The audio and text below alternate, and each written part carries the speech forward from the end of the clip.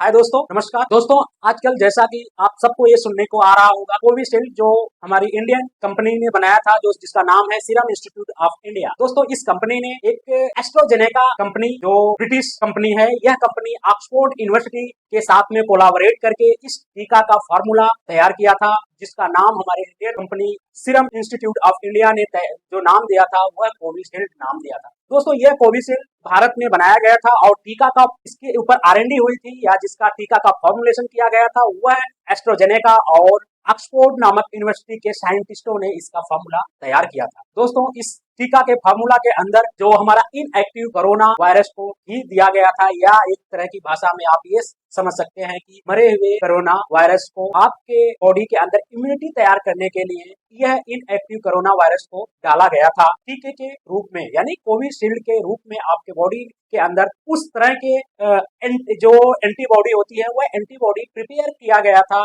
इस टीके के रूप में। दोस्तों, अभी इसके अंदर प्रॉब्लम क्या है, जो अभी एस्ट्रोजेनेका नाम की जो कंपनी है उसने इस बात को माना है कोर्ट के अंदर कि हमारी जो दवा है इस दवा से स्लाइटली TTS नाम की बीमारी हो सकती है, यानी थ्रोम्बोबायोसिस और थ्रोम्बोसाइटोपेनिया सिंड्रोम नामक बीमारी हो सकती है। दोस्तों, अब ये जो थ्रोम्बोबायोसिस क्या होता है, थ्रोम्बोबायोसिस और थ्रोम्बोसाइटोपेनिया ये दोनों दो टाइप्स की बीमारी है, या दो टाइप्स के सिम्टम्स होते हैं बॉडी में। यदि आपको थ्रोम्बोबायोसिस होता है तो आपके जो ब्लड है वह क्लोटिंग होता है, थक्का बनने लगता है। यदि थक्का बनता है तो आपके जो नली है, जो जिसमें ब्लड घूमता है, उसी में आपका ब्लड रुक जाएगा, जाम हो जाएगा। यदि आपके हृदय के आसपास यह होता है तो हार्ट अटैक हो जाएगा।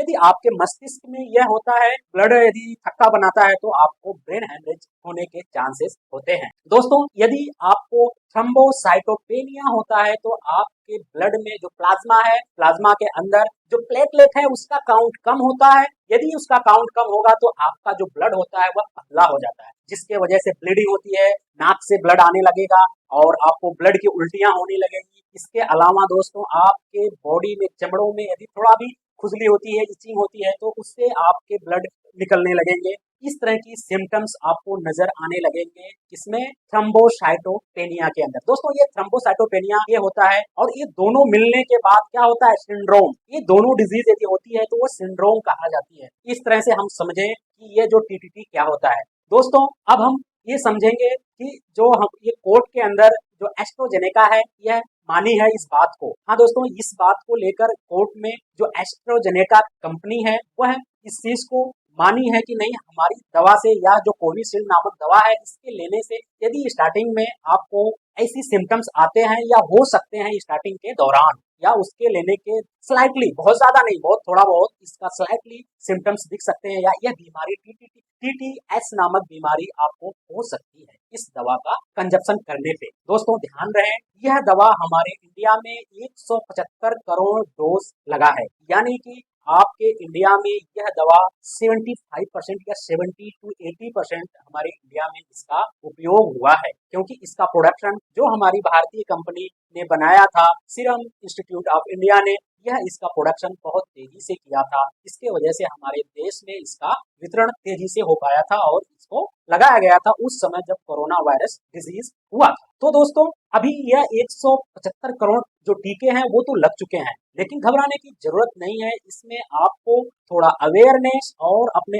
आप को मजबूत और स्ट्रॉन्ग रखने की जरूरत है। इसमें मैं कुछ टिप्स आपको सजेशन करूंगा जो आप इसका इस्तेमाल करके अपने बॉडी को स्ट्रॉन्ग भी कर सकते हैं और इस डिजीज से बच भी सकते हैं। दोस्तों, इसके अंदर आपको अपने बॉडी को न्यूट्रिशनिश करना है, न्यूट्रिशन यानी पोषण देना है। अपने आप को पोषण युक्त भोजन खा के आप अपने बॉडी को या उसके इम्यून सिस्टम को मजबूत कर सकते हैं। दूसरा दोस्तों, आप एक्सरसाइज, आप अपने शरीर को एक्सरसाइज जरूर करें।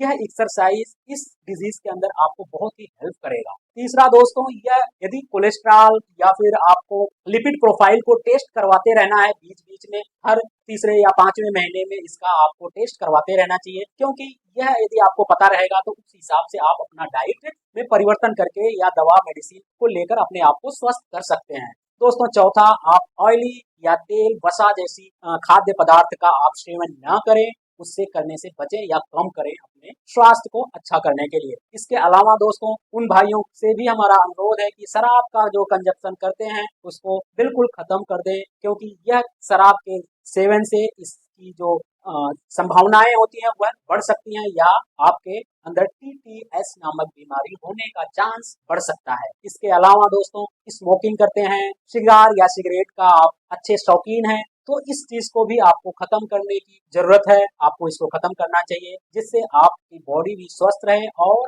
आप इस TTS नामक बीमारी से बच भी सकें। इसके अलावा आप अपने बॉडी का BMI कराएं। BMI कराने से आपके वजन और आपके हाइट के अनुसार आपका वजन होना चाहिए। आप ओबेसिटी से भी बचेंगे तो आपका बॉडी स्वस्थ रहेगी, आप इस बीमारी से आपको बचाव भी रहेगा। दोस्तों यह बहुत ज्यादा खतरनाक अपने दिमाग में सोचने की जरूरत नहीं है, बस आप अपने आप को इन सब टिप्स के अनुसार अपने आप को सेफ रखें और स्वस्थ रहें। बाकी जो होना है वो तो होके रहेगा। अपने आप को स्वस्थ और सुरक्षित रखने के लिए इस टिप्स का जरूर सेवन करें और इसको रूटीन में अपने लाएं। दोस्तों यह वीडियो आपको अच्छी और इन्फॉर्मेटिव लगी हो तो चैनल को सब्सक्राइब करें। अभी तक आपने लाइक और शेयर वीडियो को नहीं किया है तो सबसे पहले इसको लाइक और शेयर करना ना भूलें, ताकि इस इंफॉर्मेशन को लोगों तक जाए, लोग अपना जो सबके अंदर फियर है, डर है, वो डर खत्म हो। दोस्तों इस तरह की हमेशा वीडियो सबसे आगे पाने के लिए बेल आइकन जरूर दबाएं। चलते हैं, नमस्कार।